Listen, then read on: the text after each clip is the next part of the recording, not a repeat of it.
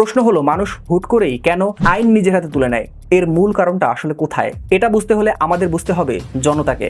অনেক মানুষ মিলে হয় জনতা।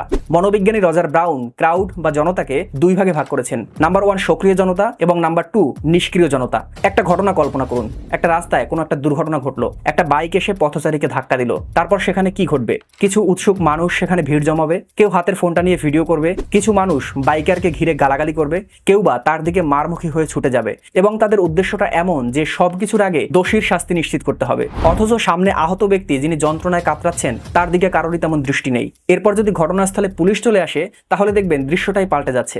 দেখবেন যে মারমুখী জনতা আস্তে আস্তে করে কেটে পড়বে। এটাই হলো রজার ব্রাউনের মতে সক্রিয় জনতা বা বিশৃঙ্খল জনতা।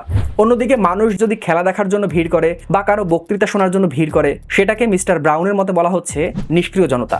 তবে নিষ্ক্রিয় জনতা যে কোনো সময় বিশৃঙ্খল জনতায় রূপ নিতে পারে। যাই হোক, এখন তাহলে একটু